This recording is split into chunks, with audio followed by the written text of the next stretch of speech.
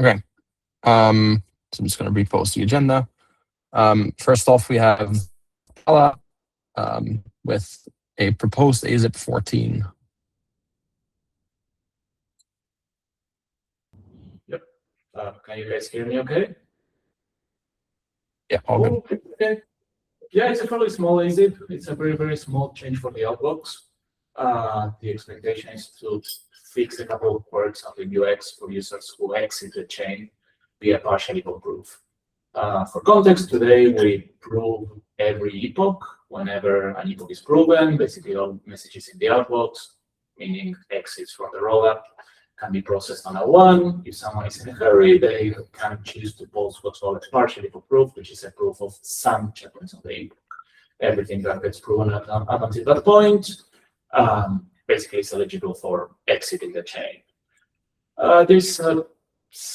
There's an edge case today with how the system is set up, where if a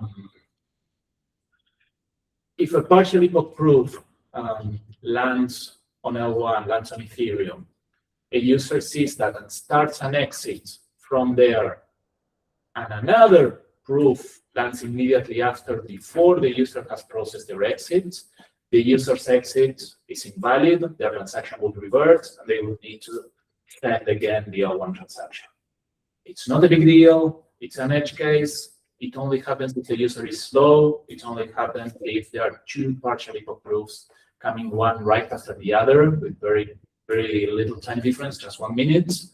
But it's very annoying for the user. We are assuming that this is a user that has been in a hurry, so they paid more, or they wanted to exit the chain quickly, so they paid for a partial epoch proof. Having their transaction revert and having to send it again, it's annoying. And honestly, it's a fairly small change on the Outbox contract. On the AZIP, there's the need for the exit, so it's really straightforward.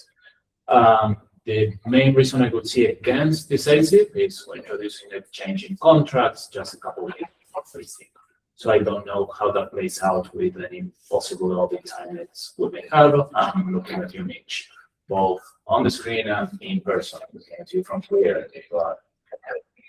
Okay, so yeah, that's the gist of the AZIP.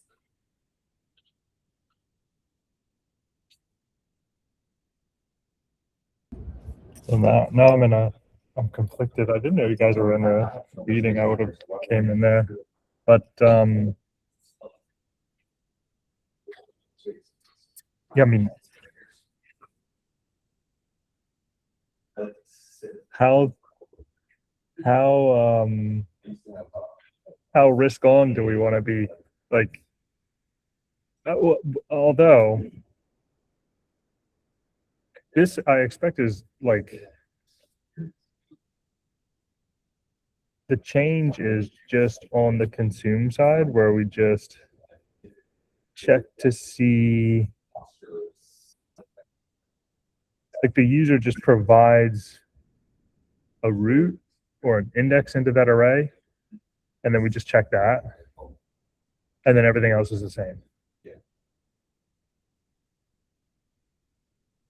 Yeah, I mean, if we can post it today, I literally just kicked off an audit with Cantina to do the AZIP 2 changes. So I mean, maybe we can say, also, can you look at this while you're at it? Because, like, or if they say no, then I guess it comes back and say, do we want another audit for 5-line diff or not even? Okay. Arno. I'll try. Arno? Yeah, Paula, correct me if I'm wrong, but just from Slack, this is something. Right? We lost you, Arno. Yep. Sorry, I'm far from my router. And this is something that Labs is requesting, right?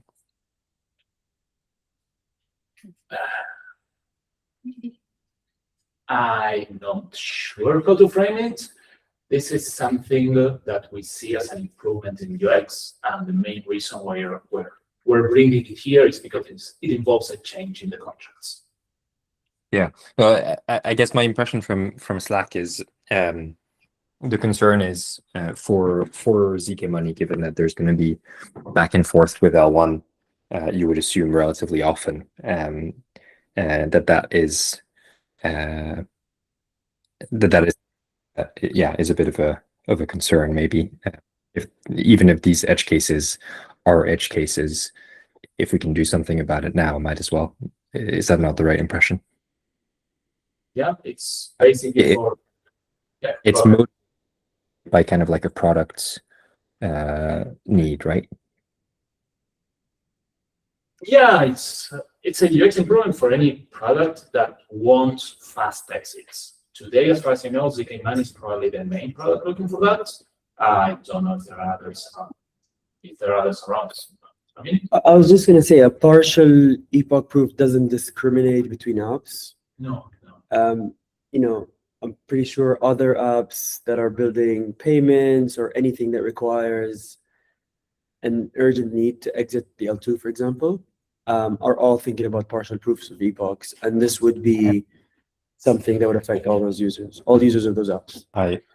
I get the slight impression that, given my stance on audit costs in previous calls, there's a little bit of fear that the reason that I'm asking is to assign the cost of the audit. It's not that. I'm trying to make the point that this is a motivated change, that this is not just like a random change that we. So I'm in favor of this, just to be clear.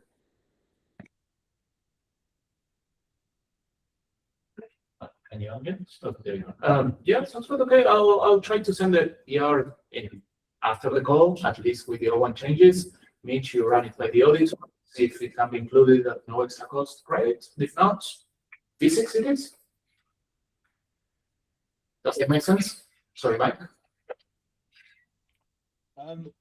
Yeah, I just had one question about the problem you said with the user. You know, an in-flight transaction might become invalid because someone else submitted a subsequent partial epoch proof for a bit more of the epoch.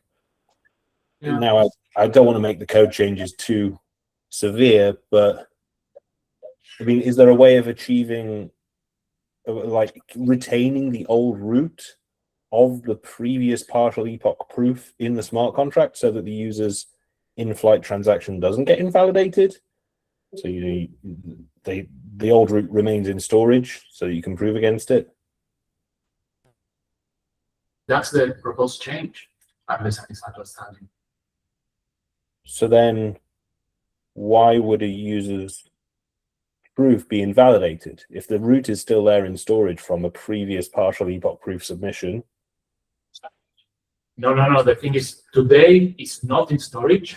The proposal is to keep it in storage as opposed to overwriting it. So there wouldn't. I thought you were explaining there is a downside to your proposal that invalidates in-flight user requests to consume messages. No. Today, what happens is that if there are two proofs close to each other, proofs can get exit from users to get invalidated. The proposal is so that doesn't happen. Okay, great. Yeah, I misunderstood. That's great. Cool.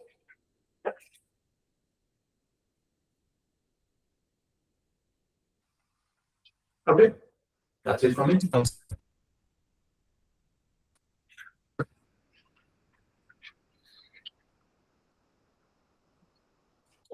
Okay. Yeah, unless anyone's against, we'll just mark this as approved and hope that it can be taken into the audit before deployment.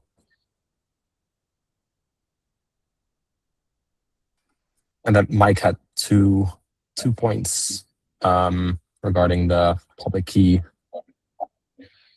changes. Yeah, and unfortunately, because it's been a busy week, sadly I don't have the AZIP draft ready to submit as a PR. It would have overridden AZIP 10. It's a change to the public keys that got discussed this week, so apologies for not getting the actual AZIP doc ready, but I can describe it. So this AZIP would introduce 2 additional public keys to the pre-image of an address.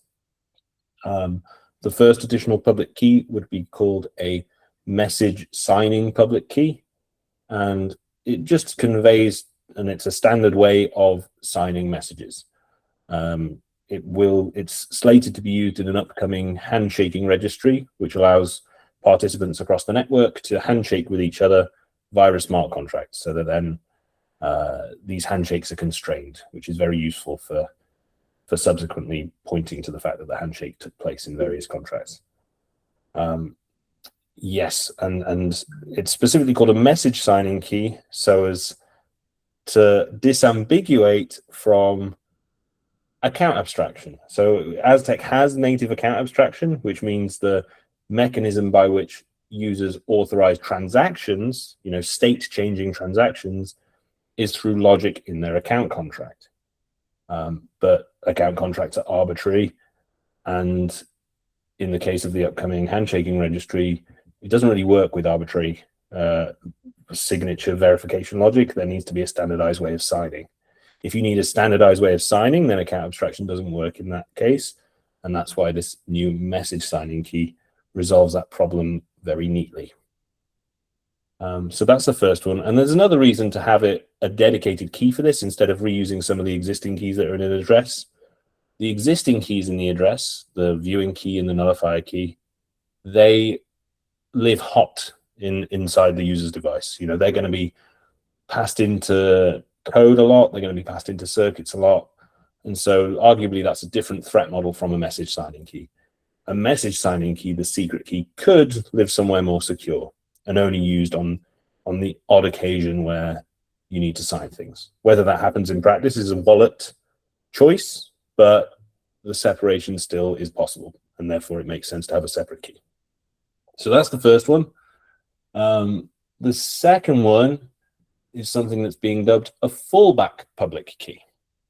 And a good illustration of why this would be useful is in the case of migrations. So Aztec has this need to migrate occasionally, especially during the alpha phase when the network is not deemed fully secure. So why would we need an additional key? Why can't we use, why would we need an additional key? Well, you can imagine if you're migrating from one rollup to the next, you might want to convince an app on the new rollup, I am Mike, and I am the same Mike that was on the previous rollup. But if there is a bug in the previous rollup, well, your conventional way of saying I am Mike is via your account contract. You prove I am Mike by verifying some arbitrary signature, your choice, in your account contract. But if there's a proving system bug, we can't trust your account contract to say I am Mike. In fact, other people might be able to impersonate I am Mike.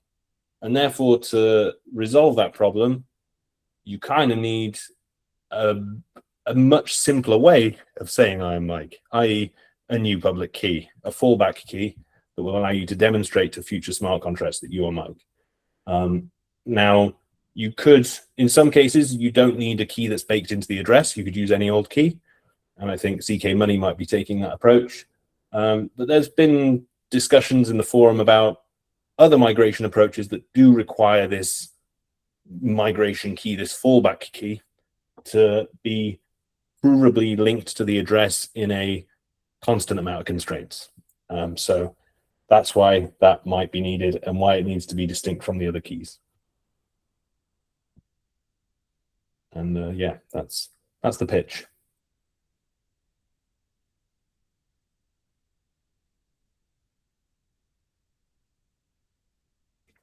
My first question, are all these keys part of the protocol or standard convention? Where are we there? These would be part of the protocol. They'd be part of the protocol just because we can and it's young. It could be that we might want to review the keys in time, but for now, I think the simplest way to standardize the way these keys are used is by putting them in the protocol. And it gives a clear signal to wallet developers how they should treat these different keys. If they were left to be out of protocol and agreed in different ways, different wallet developers might overload different keys with meaning and conflate the threat models of the different keys. So that's the worry if we didn't enshrine it in the protocol. Could I just double down on that? Like why couldn't you put these in the immutables hash and just put a standard out that says that? You could. That's an alternative. It would be more constraints possibly to read from that immutables hash.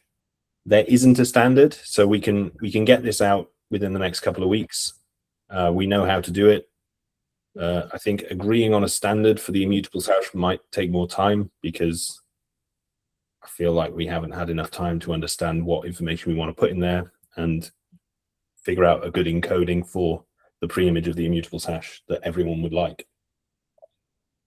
But this is just the standard, right? This is you saying the standard is these two keys, and this is how they should be used. So like, could we not, just as they don't have to, could we not make this the standard? But was there something else that's needed for the immutables hash to make it standard? Well, I think there's already a place within the pre-image of address for keys. You know, this keys hash, and so it feels like a nice compartmentalization to shove all the keys in this keys hash, especially the ones that are recognized by the protocol already to have some importance and to be reusable by most people. The immutables hash was really for state that a single contract can access, whereas these keys are a user would hold these keys and use them across many apps, and many apps would make use of these keys. Whereas the immutables hash, if you ask every contract to, because it's like an extra storage space, the immutables hash, so you'd be effectively adding these keys to. I guess the reason I ask is because we currently in some account contract designs put the spending key in the immutables hash to the spending public key that your account abstraction account contracts needs for its message goes in the immutable hash. And I guess you're saying that's done because of account abstraction, and in this case, there's not an abstraction, and so they deserve a special place. Is that one? Yeah, that's a good framing. Yeah. If a single app chooses to store a spending key, as you call it, the transaction authorization key in the immutables hash, that's their choice, because they could also store it in public storage. They could also store it in Note. But these keys, they need to be in the exact same place in all addresses on the network, so that all apps know where they live and can read from them. Like the key you were talking about, Joe, is as far as I understand from speaking with Niall, I think it's like it's more application specific, right? Whereas like if you put the keys which are used, should be used for one specific purpose and this specific purpose only, it makes sense to have them in the keys section, because it's more like clarity as well. Like otherwise, if they're in the immutables hash, it's like almost like if you know, and then you'd have to dig through. Whereas if it's where you expect them to be, then people are more likely to use them for what you're supposed to use them for rather than abuse them. Yeah, it makes sense. It's playing devil's advocate. You win.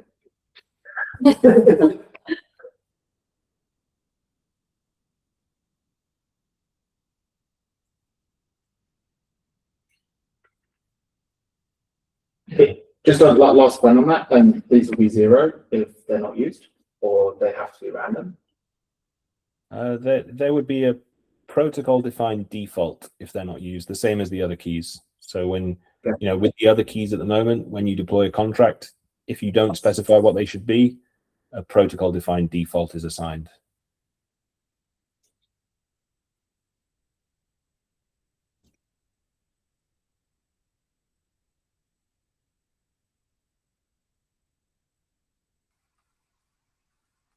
Cool.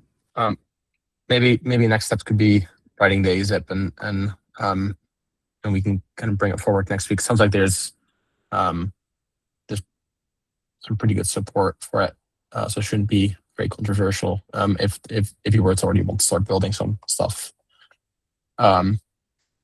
yeah, we'll get the branch ready, and apologies again for just running out of time for just submitting the AZIP. So yeah, I can submit it after this call, and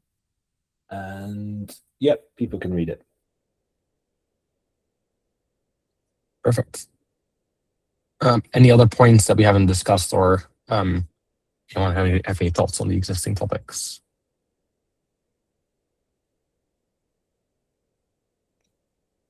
Do we have an AZIP 2 candidate list yet? We're getting close. Yeah, that was my my next and final item.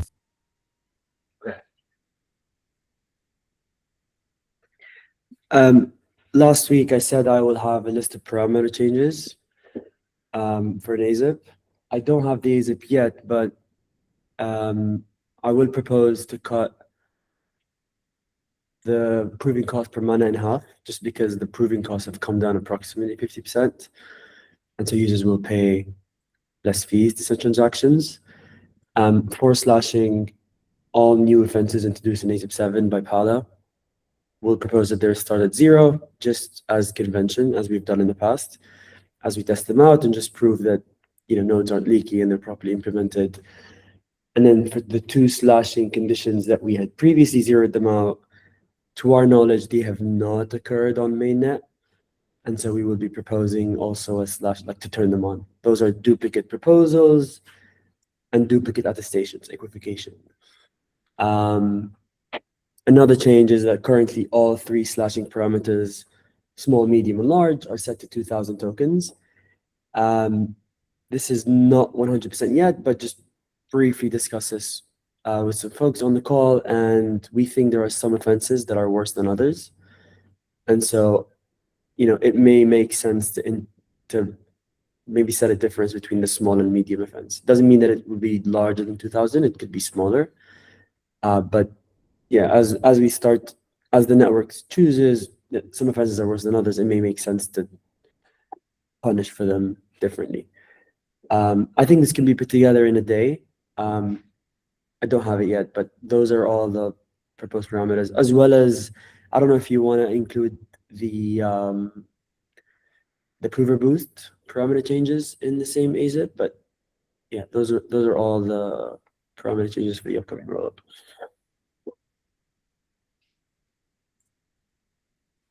The prover boost one. Prover boost, you mean that? You mean, yeah, there was an AZIP that was already discussed quite a while ago. That got accepted and merged. Yeah. So 5.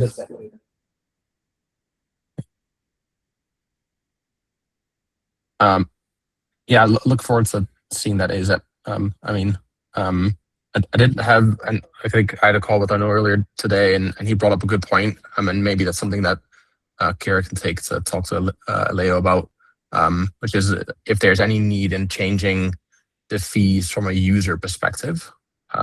So like transaction fees and that stuff. The question is kind of more, is there a need for it to be lowered? I think there's more of a need for the network for it to be increased. But yeah, I haven't done any numbers there. Yeah. I guess very quickly on this, yeah, you're right. By convention, the proving cost per mana was set to be the actual hardware cost of proving. If we could choose to not keep them tethered and just not change them. I don't think they're significant. Today, user fees are around 6 cents a transaction. But if we keep the convention, we could just, keep it anchored to the cost of proving on Aztec. And then just on whether the network needs higher or lower, that particular portion of fees actually goes to the provers. So I don't know if we can consider it going to the network. Over to you, Arno. Yeah, I think obviously we need to balance for it to be profitable in various ways, both for operators and for direct stakers. I guess if we're touching fees, I want us to consider this, but I also, again, will bring up labs and NICs, for example. And I presume that there's quite a heavy desire to be able to reduce fees beyond even the kind of 5-6 cents per transaction. Correct me if I'm wrong, but that would be my assumption. So yeah, I don't think we need to be, you know, anal about keeping fees where they are. I'd rather have full block space. And to a certain extent, if at some point those two things are in conflict, we should talk about it here, but I'm not sure they are at this present moment. I don't think the fees are an issue at the moment for adoption. I think that this is more like if we don't change the fees, the protocol is paying for it. We're going to go from 20 groovers to 40 groovers again because the cost of grooving has gone down significantly. And so, if anything, we should reduce the groover split, direct more rewards to sequencers, and then decide if there's stuff left over, we can reduce the fees for applications. But yeah, at the moment, like, groovers are just going to get a windfall just based on the awesome work Sean did on the verifier and the work that's been done on the proving system. I think it's like some cases. Sean's work is not going to be merged for V5 though, is it? It's already been merged. Yeah. On the Yeah. So the verification Yeah. cost is going from 3 million to 800,000 gas, and then the proving cost of actually producing proofs is probably at least 50% reduced Yeah. in most cases. Yeah, I mean the proving cost I had seen, I just talked to Cohen this morning, and my impression was we're waiting for that to be maybe audited or what have you. But amazing news if it's already in there. Yeah, there was a thread on Slack about this verifier earlier in the week, and I didn't realize it had been merged because I think they wanted to run it through some more rounds of Claude and audits. Maybe I've misspoken, Rich, but my understanding is it's in. Like it's in, right? Like it's in. yeah. Honestly, this is the first clear answer that I've heard of that. I also have heard that there was a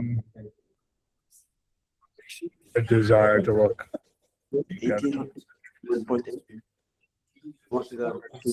1.8. maybe worth checking with Kesha in the office there. They're in internal networks. We're seeing 1.8 million total, like submit epoch proof cost. This is down from 3.6 today. So roughly 50% reduction in L1 costs, and like Joe said, another 50% reduction in hardware and compute costs, just because some of those proofs have just come down in size. Yeah, are we comfortable on the kind of safety side of the optimizations that Sean put in? I think we need to. Those were done a long time ago, and they may have even been audited. I'm not very sure. They've been done a long time ago, and they will be audited before they go in final release. Yeah, I get. Well, that's the question. It's in a week. So yeah, it's in a week. So there's no time to do further audits. So if it hasn't been audited sufficiently, definitely worth checking with Kesha. Then we should consider rolling that back.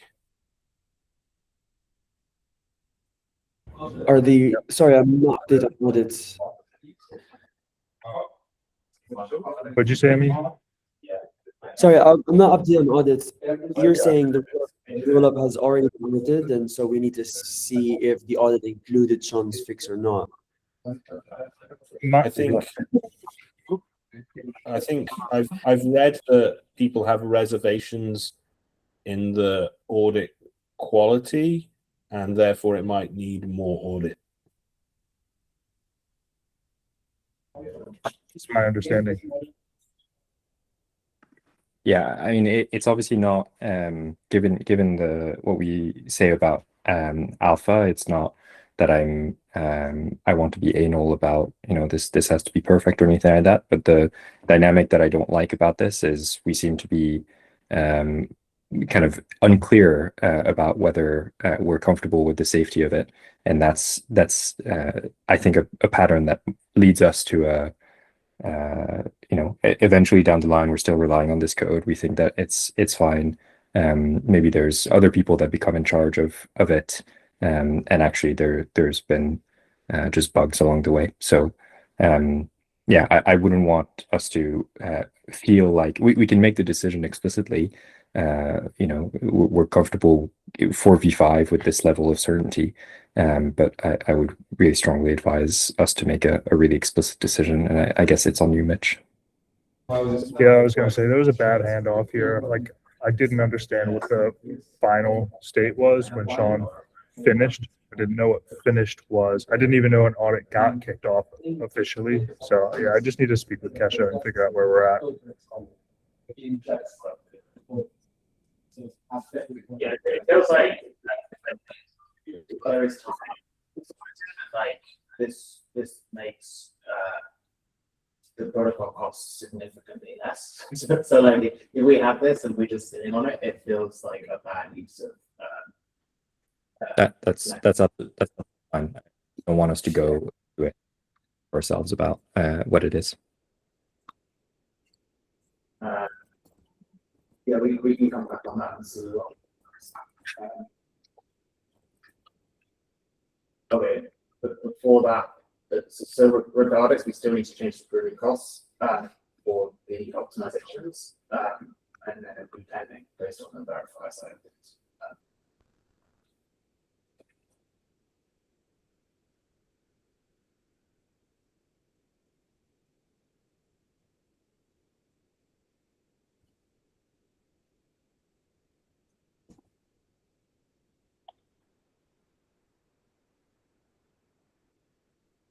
Can we talk about that, Karen? Like if there's just optimizations and the protocol's not changing, it doesn't mean it makes it right. I mean, this sounds like sounds like a prize and AZIP to me. Say it again, sorry. You broke up. Changing a contract, right? Like you're changing solidity, like a code, which to me sounds like you need a. Think, Joe, think of the AZIP not as we're setting up barriers in the path of the protocol improving, but they're just stakeholders beyond the people on this call, and also just future us to know how the protocol evolved over time. And again, keep in mind that the people who own various parts may change over time. And yeah, I'd be. It goes back to the point I'm making about just, is this audited? Is this not? Do we know what confidence level we have in it? I think it's stupid to go forward and just kind of assume that these kind of tacit things will be remembered or accessible to relevant people in the future. So if it's about writing, a one-page AZIP plus a description of the status of it, it's not like governance is going to come back and be like, oh, this is this is not strictly speaking the right process. That's not about what it is. It's just a little bit of discipline will pay dividends. If the answer had been like unilateral and equivalent, like this has been audited and secure and we know exactly where it is and the handoff has been good and these are the people responsible and these are the people who checked it on this call, I think I'd be less anal about it, but that's clearly not what's happened today.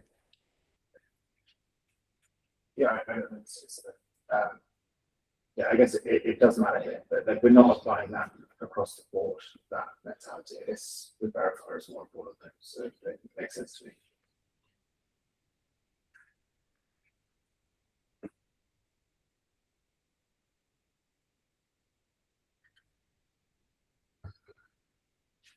Should we go to AZIP 2?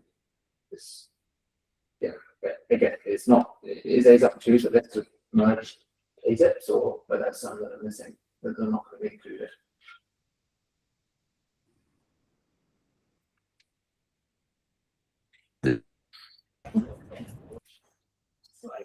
There I was just saying, should we pass is anything up that to, is and like,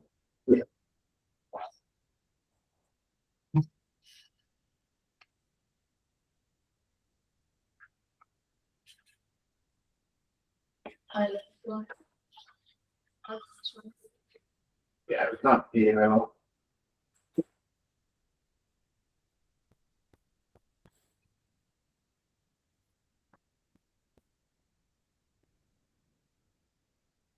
I just was going to say again, like, do we know what's in AZIP 2, and should we start having a local network at some point that is at least trying to reference that set of protocol changes?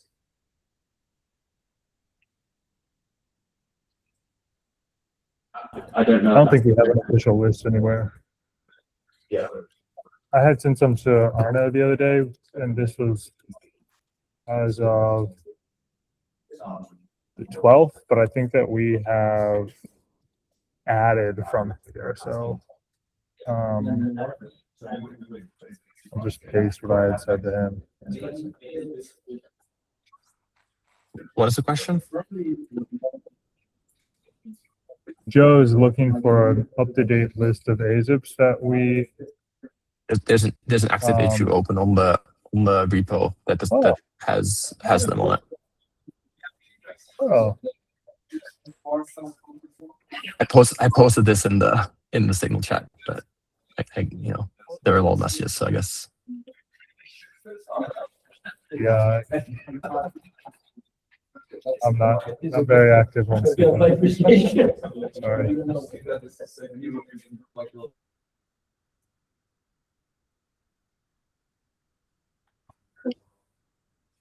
Is that list like on our next step, or like, yeah, I guess how are we coordinating getting a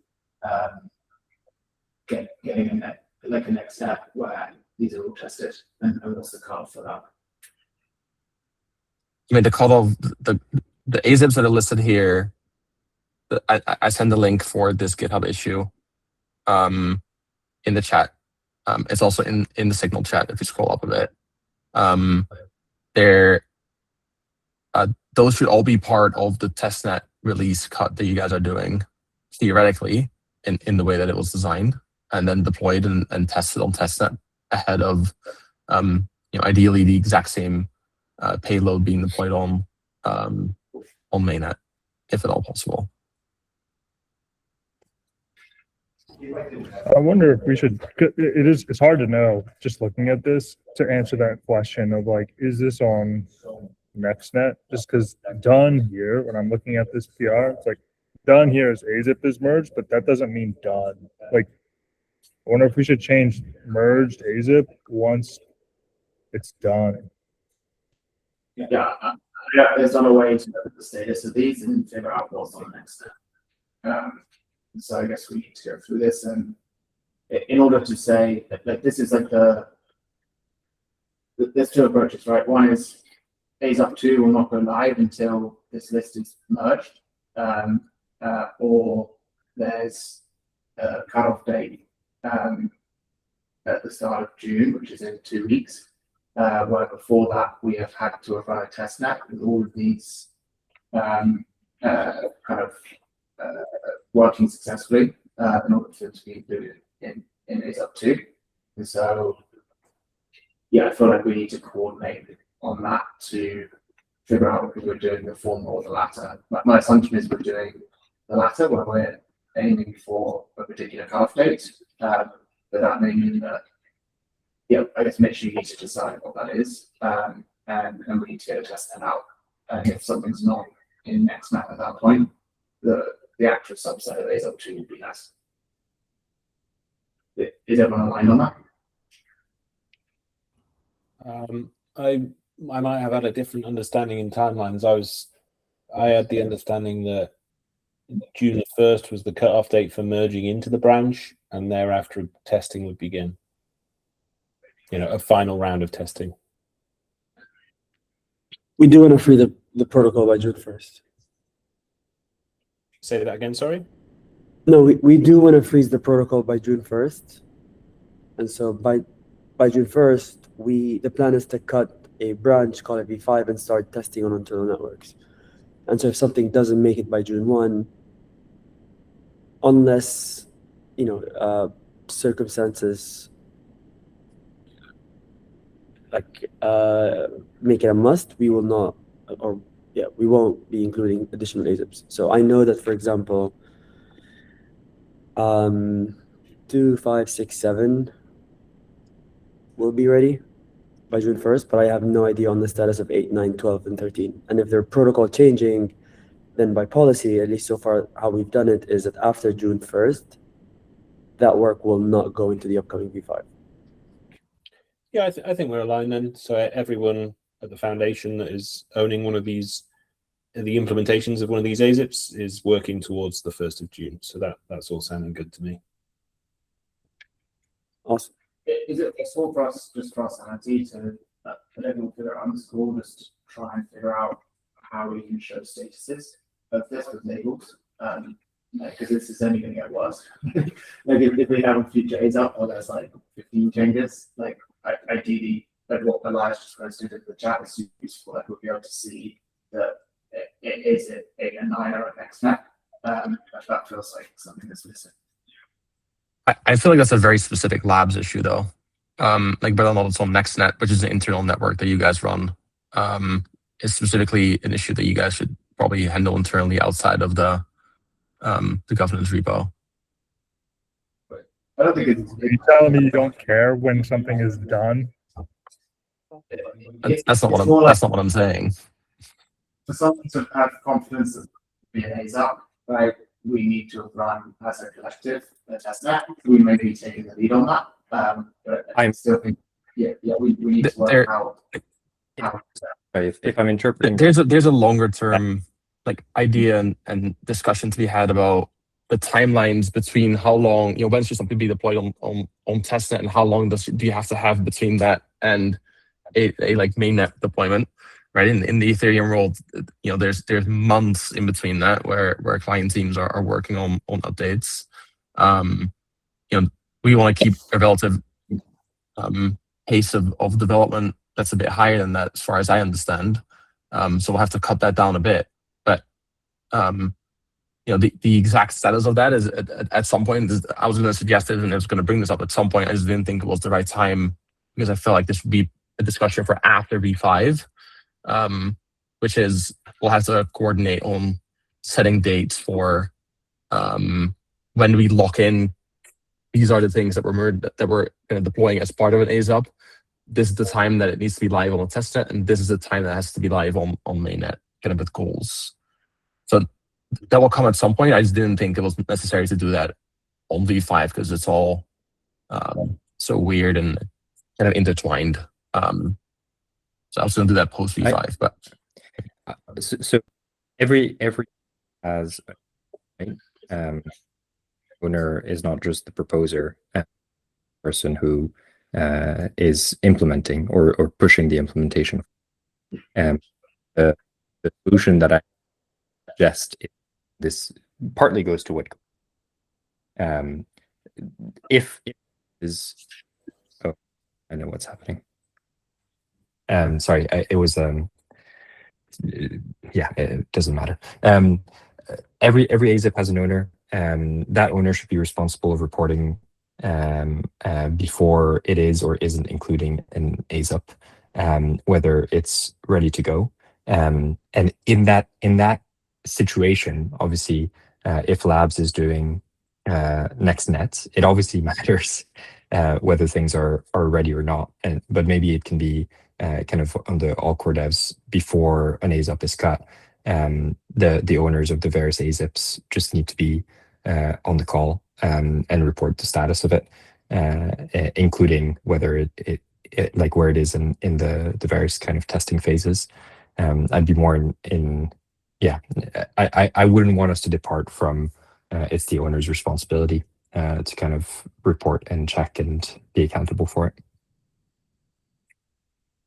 Yeah, I think we need to work out then when that is, because my understanding of the June 1st date is it's like we can make changes up until this point, but like testing should be happening like, as in, at the moment, there is like, that's giving us 1 week to just test that and test everything and ensure the protocol is ready, which feels like we're, yeah, like, that's the problem I'm trying to solve is that I think we need to work out how to just know the status of these.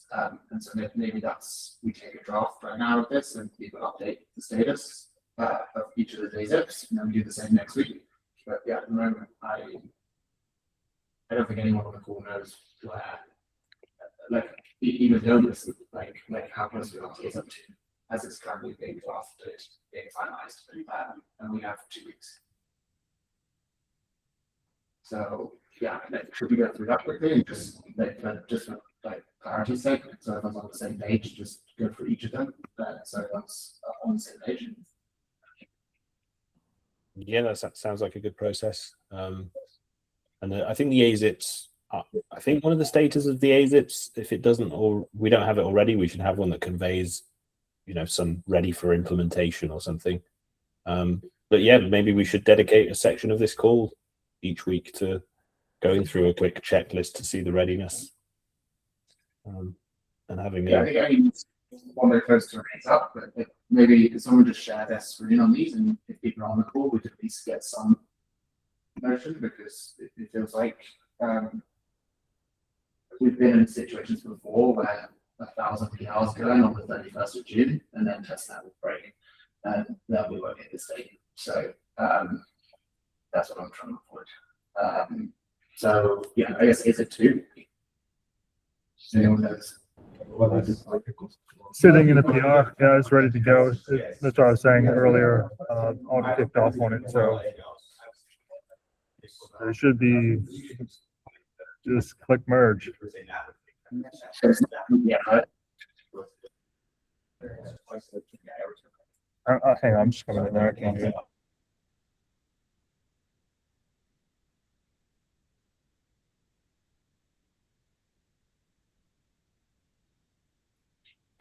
I guess not yet merged. AZIP 5. 5 is a parameter change. It does need a PR. It's not. Yeah, I don't think it's not been merged.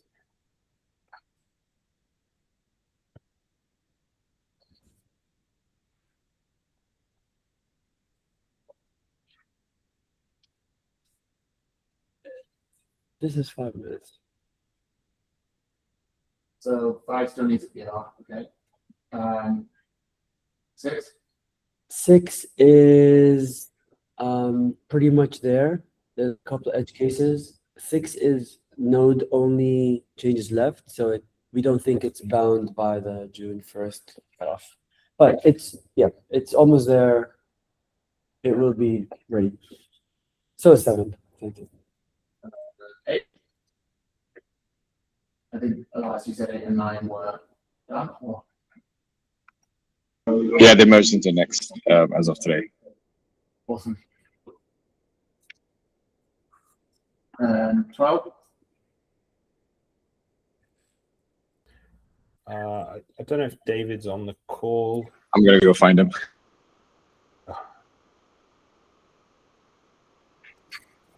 It's getting flagged out. Risky.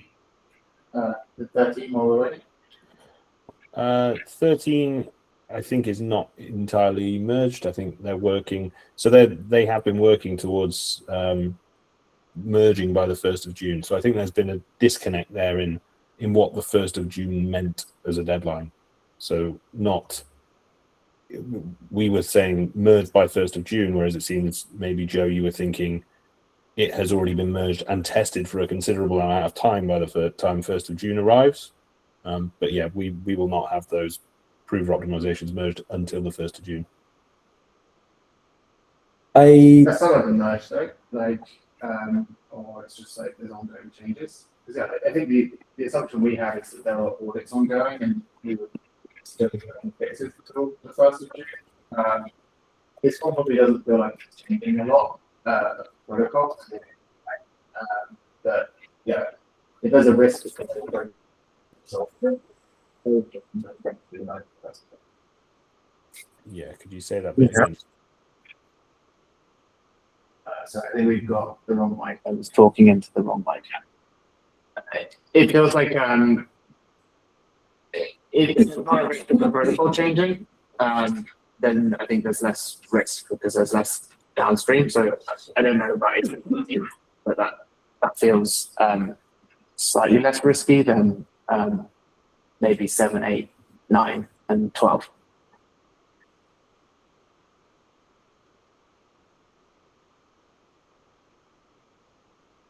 Within my understanding of AZIP 13 is the protocol stays the same, the prover gets faster. So it feels less risky than 12 or other ones. Yeah, I mean, it's still code changes that need to be done securely, but yeah. Okay. Just to Cohen's point, like the assumption is that the owner of AZIP 5 is going to submit a PR for that, or is Labs doing that, or yeah, what's happening there? I mean, does it need a PR? Someone needs to, and this is like, I was just writing up a message to Mike about this. Someone needs to make it, or someone needs to write the actual AZIP where this would have to be processed into. I don't think you need to add a PR into the Aztec practice repo, right? That's not part of that. Yeah, you're right. Yeah, I gotta write that payload, huh? So yeah, I guess we can take that on if it's just the payload. So I think that one is fine. I mean, if you guys have some spare capacity to write the payload, that'd be super helpful. I think longer term, we'll seek for a solution that doesn't lean on Labs. I'll work with Mike on finding one. No, I'll do it. It's fine. Cool. Thank you. Yeah, and then I can work with you a little bit. I think we can structure it nicely so we can see what AZIP is like, which lines of the thing. So it's super clear for everyone to see, hey, this is what was discussed. And people come in and look at the contract code and before signaling. Yeah. Okay, so just so everyone's on the same page, so on the 1st of June, NextNet will get deployed and a testnet payload will be created again, and then we will run that for a week. Or We will cut NextNet on June 1st. Yeah. Once that stabilizes, we expect to deploy payload to testnet 2 weeks after that. Okay. So, for example, every AZIP that makes it in by June 1st, suppose there's a fix that needs to be made, that could be protocol changing. Yeah. So we allow for that as long as it's already been. So we allow for fixes for a maximum of up to 2 weeks. Then we deploy testnet. We think 2 weeks is enough to stabilize. Cool. I feel a lot clearer, so thank you. There's also a couple of comments in this issue that are not. Yeah, I mention it if whoever's sharing their screen scrolls down a little bit. Just a couple of small things that need to be included in the AZIP description or the payload description, but don't themselves constitute AZIPs because it's already a part of the protocol. So an example of that is we have changed a domain separator for the pre-image of an address. That was already agreed to be part of the protocol, so it's not an AZIP, but it is a change that comes with an AZIP of this nature. And also the whitelist change. Including the final addresses of whitelisted public setup functions that will go into this AZIP. So it's just housekeeping to communicate small changes that are part of this AZIP need to be somehow conveyed through the AZIP, whoever drafts it.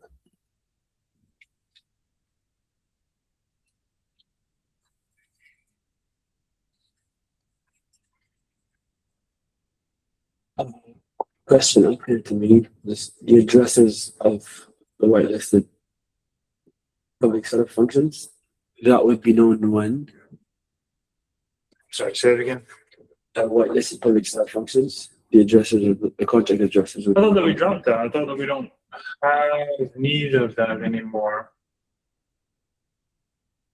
Elias? I think this is David's one, but I think it might be because the features contract is being redone to like a different address, different protocol contract address. I can ask him though. So there's so some of the currently protocol contracts are being downgraded from being protocol contracts. That's one of the AZIPs that's included already. But the addresses still need to be known because they are still, the public function bytecode is still whitelisted. So nodes still need to agree, align on those addresses. And those addresses will only be known, I would say they will only be known on the 1st of June because, you know, any last minute changes that go in will change them. Yeah. And then if there's any other changes for testing, that will get updated. Okay. Yeah. Yeah. I think we have flexibility for like June 1st cutting the branch and then writing the payload and having that finished on June 2nd, right? Like there's not like the payload has to be done on June 1st situation. Yeah, we have 2 weeks. Yeah, so it's fine. Yeah, exactly. Well, ideally we deploy it on testnet, so we can modify it from there. Yeah.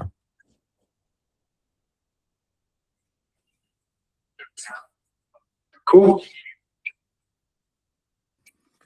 All right. That issue just needs like a separate column that's like, you know, done. Because there's like, you know, there's AZIP that are accepted, but there isn't. I mean, that's what we just ran through, and that's what was helpful. So, yeah, maybe that's what we just need to do at the beginning of these calls or any of these calls is just run through each and update that column, and that's what the owner needs to bring to the table. Sorry for sassing you. Yeah. No, that's fine. We can do that. I think that's reasonable. Yeah, it's a reasonable ask. I guess like the main thing I want to also make sure we're aware of is that we don't have to include all AZIPs like in V5. Yeah. So if people want to already start making the V6 AZIPs, like they can get them accepted. They don't have to be included. So to make sure that we're keeping track of all of that, we might need to create a cool dashboard for it. Cool. All right.